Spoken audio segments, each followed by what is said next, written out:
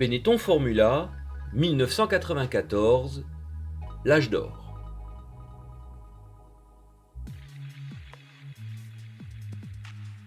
Ford l'avait pourtant promis à la signature courant 1992. Le moteur 12 cylindres 3,5 litres en développement depuis quelques mois tardait à venir. Pire, l'accord entre le constructeur américain et l'équipe avait été écorché par McLaren la saison précédente. L'attraction Ayrton Senna avait été trop forte pour les dirigeants de la marque américaine. Après cette négligence de Ford envers Benetton, força Flavio Briatore à faire face et prévoir l'après. Acceptant, la mort dans l'âme, la situation, Ford accepta les modalités de Benetton Formula pour 1994. Car, en parallèle, une véritable opération charme à destination de Renault et Elf se construisait gentiment. Avec le bloc français et le concours de Michael Schumacher, l'Italien estimait que Benetton pouvait rester compétitif face à la concurrence. L'idée fera son chemin et obtient un avis favorable en octobre 1993. Renault Sport signa un préaccord avec Benetton Formula pour une fourniture de 3 saisons à partir de 1995. Une fourniture gratuite. Mais il fallait des garanties et la concurrence était nombreuse. Ainsi, Briatore prit une option d'achat auprès de l'équipe Ligier, propulsée par le fameux V10 Renault, afin d'avoir à la fois un plan B et une base pour gagner du temps. L'offensive sur la marque aux losanges fit réagir Ford. Un nouveau moteur avait été mis en chantier à Northampton en toute hâte fin 1993. Le V8 Zetec R. Avec un régime passant de 13 500 à 14 700 tours minute, proposant 760 chevaux, soit 30 chevaux de plus que le HB de l'année précédente. Le chant du cygne pour le duo Ford-Benetton. Transformant son option d'achat, Briatore prit 85% du capital de Ligier Sport et le contrôle de l'usine de Nevers pour 50 millions de francs. L'argent avait été prêté par Bernie Ecclestone avec intérêt à court terme, car Luciano Benetton ne souhaitait pas participer à l'aventure.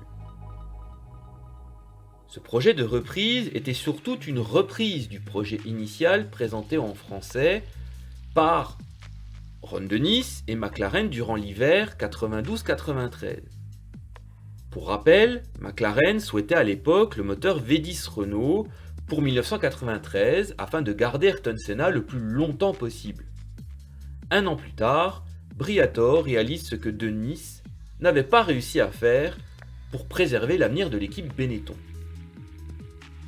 Le pilote français, Olivier Panis, signa un contrat similaire à ce qui avait été proposé à Michael Schumacher en septembre 1991.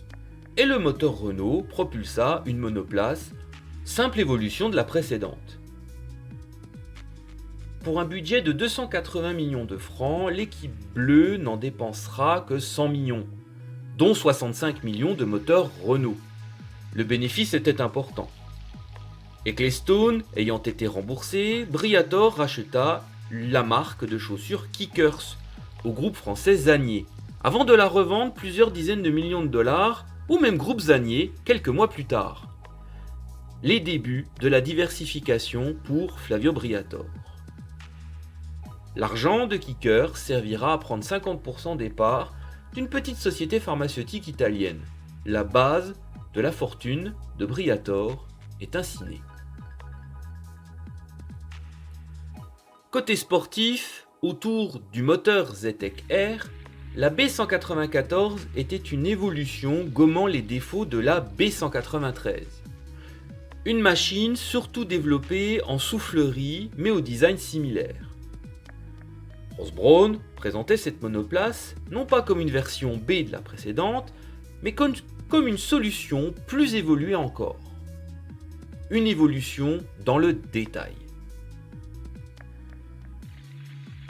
En réalité, la B194 était un mixte entre la B193 et l'un des deux projets Reinhardt F1 imaginés par Rory Bryan. Après l'arrivée de John Barnard, l'ingénieur sud-africain avait trouvé refuge chez Reinhardt.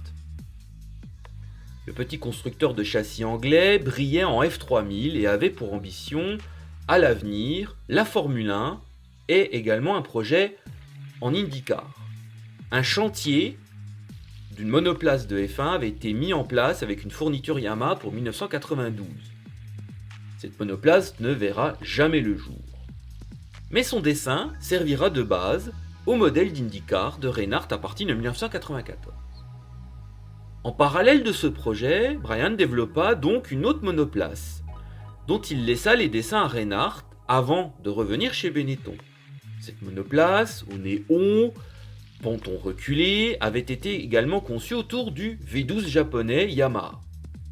L'ironie de l'histoire verra que cet ultime design de Rory Bryan pour le constructeur Reinhardt se trouvera sous le nom de Pacific BR01 durant la saison 1994, non pas propulsé par un V12, mais adapté pour recevoir un V10 Ilmor, sans succès toutefois.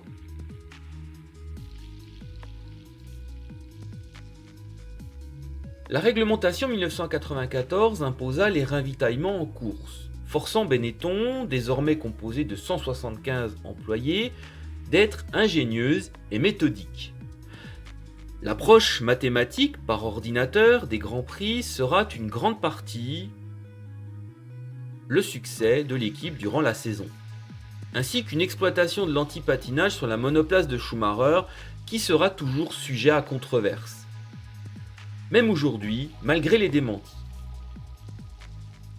8 victoires et une triste fin de Grand Prix d'Australie pour Schumacher plus tard, le titre de champion du monde des pilotes est désormais inscrit dans les tablettes de la discipline.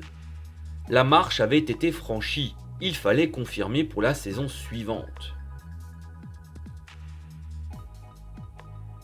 La joie du premier titre de Schumacher ne sera toutefois qu'une façade.